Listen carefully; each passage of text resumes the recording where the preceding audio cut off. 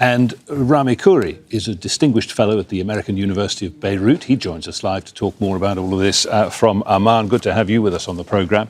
As Obaida was pointing out there, a hugely important visit, this, of course, the first by an EU leader since the fall of the Bashar al-Assad government in 2024. I'll talk to you a little bit about that in a moment. But first, these blasts illustrating that there really are still quite serious security challenges to overcome.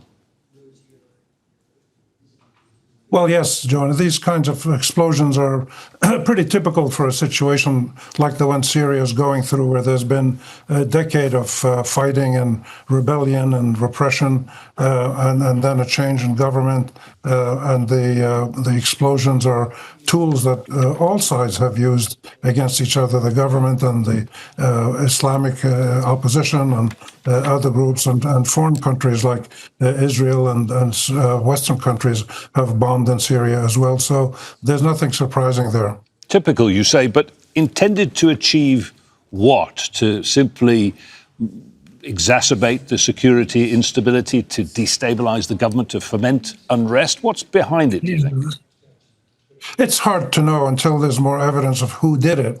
But typically this would be either former regime supporters from the Assad regime who want to destabilize the transition that Syria is going through, or remnants of the Islamic opposition that doesn't agree with the al-Sharaa creating a new government and taking the country in a different direction, being lovey-dovey with the European and Western leaders and going to a NATO summit. So it could be runaway Islamists who are, freelance activists on their own. Could be anybody else. The Israelis have bombed all over Syria, by the way, too, knocking out the entire defense industry.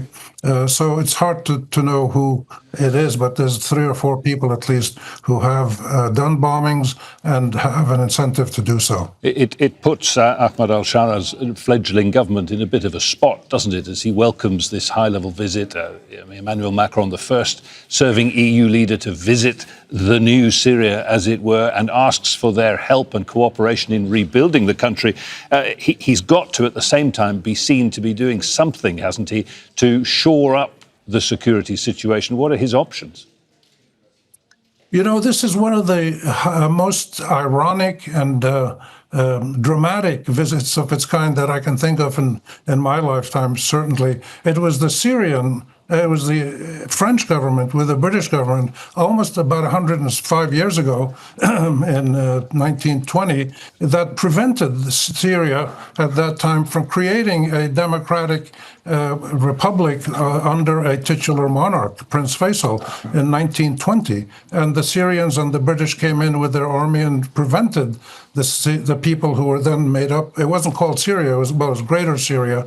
But it was the Europeans who created many of the countries, Lebanon, Jordan, Palestine, Iraq, Syria, others. And most of these countries have had very unstable, often very violent modern history. So it's kind of ironic that one more European leader, especially French leader, would come in now and say, "Oh, we're going to be your friends and help you rebuild." But there's no choice. I mean, these are the cards that have been dealt to the world, and British, French, German, American leaders come in, and they have money and they have weapons, and they would like to make a deal with you. And the leaders of these countries don't have much option either, unless they do one thing which has never happened in any Arab country seriously, which is really to vest the decision-making of their country in the will of their people in a democratic and accountable process. al-Sharaa talked about it and did some symbolic things and created a parliament to which he named people. But until there is a truly democratic,